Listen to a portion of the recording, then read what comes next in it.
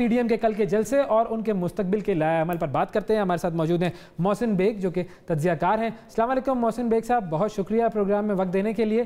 سر یہ بتائیں کہ کل کے جلسے کو آپ نے بھی دیکھا, ظاہر ہے سارے لوگوں نے دیکھا, آپ کا کیا خیال ہے, اس کو کیا کہیں گے آپ, پاور شو تھا یا پاور لیس شو تھا آپ کے مطابق؟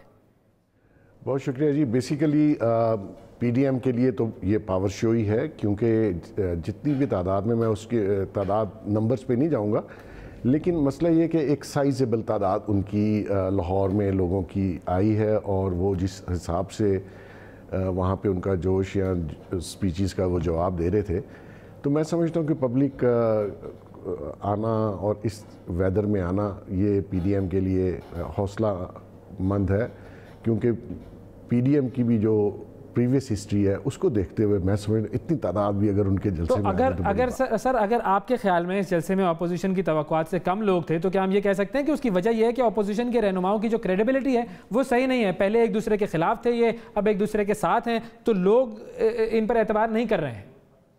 دیکھیے ہمارے ہاں سیاسی شعور تو لوگوں کو ہے, لیکن لوگ بہت جلدی ماضی کی باتیں بھول جاتے ہیں. یہ سب آزمائے ہوئے لوگ ہیں, اس میں کوئی شک نہیں ہے. یہ گورنمنٹس میں رہے اور انہوں نے بہت عرصہ اقتدار کیا ہے اس ملک میں, اور جو پرفارمنس تھی یا جو کیسز ہیں یا جو ان کا لگیج اور بیگیج ہے وہ سب کے سامنے ہے.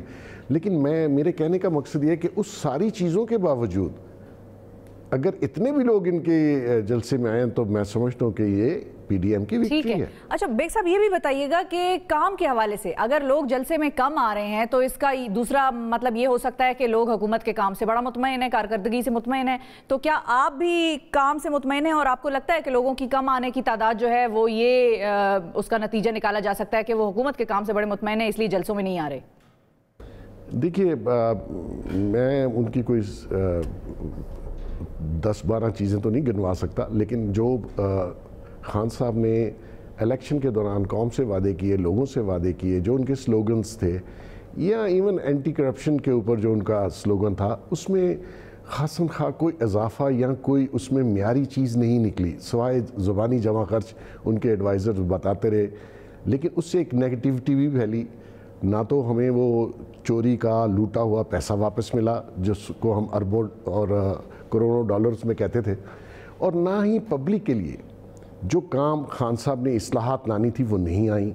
تو میں سمجھتا ہوں کہ ان کے ووٹر اور سپورٹرز کو کال اور فیل میں تضاد لگا, کیونکہ 2.5 سال گزر گئے ہیں. آپ نے سٹیٹس کو توڑنا تھا, آپ نے ایک نیا پاکستان بنانا تھا, آپ نے جو وعدے ایک مڈل کلاس لوگوں سے کیے اس کو آپ نے پورا کرنا تھا. تو اس وجہ سے پی ڈی ایم کو ایک چانس مل گیا خان صاحب کے خلاف ایک مہم چلانے کا.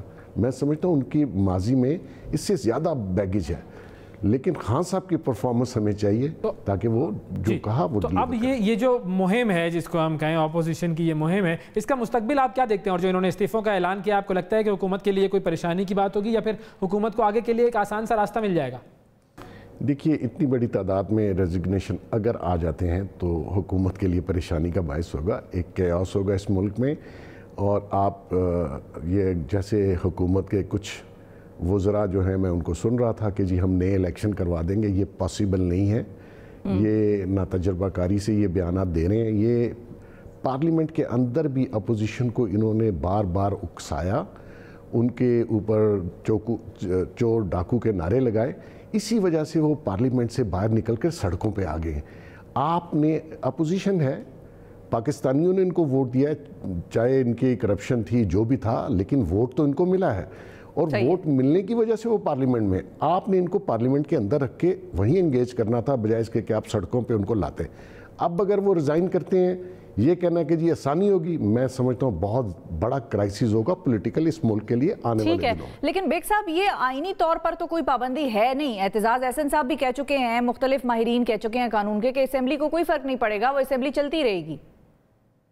دیکھیں چل سکتی ہے, لیکن اس پارلیمنٹ کی کوئی حیثیت نہیں رہتی جس میں اپوزیشن نہ ہو. یہ اعتزاز احسن صاحب کو خود پتہ ہے. اگر 140-50 کے قریب یہاں ریزائن آ جاتے ہیں قومی اسمبلی میں اور کچھ صوبائی اسمبلیوں میں, تو لیجیٹمیسی ختم ہو جاتی ہے کہ آپ کیا خان صاحب پارلیمنٹ کو چلائیں گے, کیسے چلائیں گے, صرف اپنی جماعت سے چلا لیں گے. تو یہ کرائسس ہے. آپ نے जिस जमहूरियत की आप बात करते हैं उसमें आप अपोजिशन को साथ लेके चलते हैं। बिल्कुल ठीक है। बहुत शुक्रिया अदा करेंगे। मोहसिन बेग साहब हमारे साथ मौजूद थे और अपनी राय से हमें आगाह कर रहे थे।